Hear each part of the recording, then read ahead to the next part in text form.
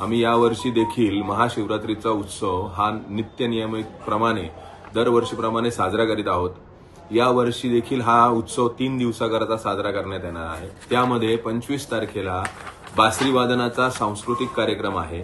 त्याच पद्धतीने 26 तारखेला नटराज अकॅडमी पुणे यांचे कलाकार यांच्या वतीने कथ्थक व भरतनाट्यम याचा कार्यक्रम आहे व तिसऱ्या दिवशी स्थानिक कलाकारांना प्राधान्य म्हणून नटराज अकॅडमी व दीक्षितांची अकॅडमी यांचा देखील कथ्थकाचा कार्यक्रम आमच्याकडे आहे। त्याच अनुषंगाने 26 तारखेला त्र्यंबकराजाची पालखी पूर्ण गाव प्रदक्षिणेकरता जाणार आहे। त्या गाव प्रदक्षिणेमध्ये जाण्याकरिता पालखी मार्ग देखील सुसज्ज करण्यात आलेला आहे। अघोर नृत्य देखील त्या पालखी मार्गामध्ये असणार आहे।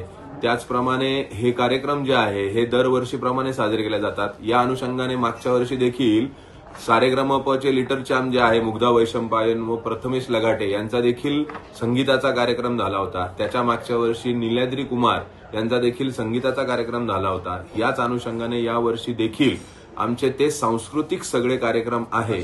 प्राजक्ता माळी यांचा देखील 26 तारखेला कार्यक्रम आहे भरतनाट्यमचा।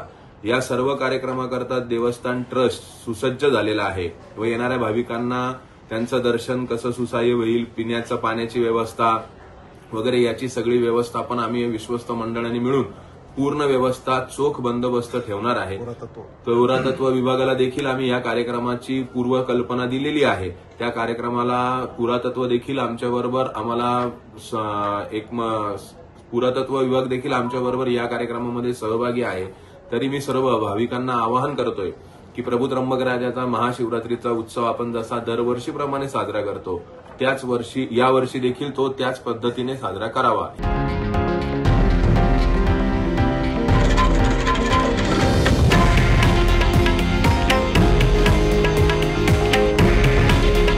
हे आहे देशातील नंबर 1 न्यूज नेटवर्क आणि आपण पाहत आहात TV9 मराठी। काळजी तुमची, हित महाराष्ट्राचं।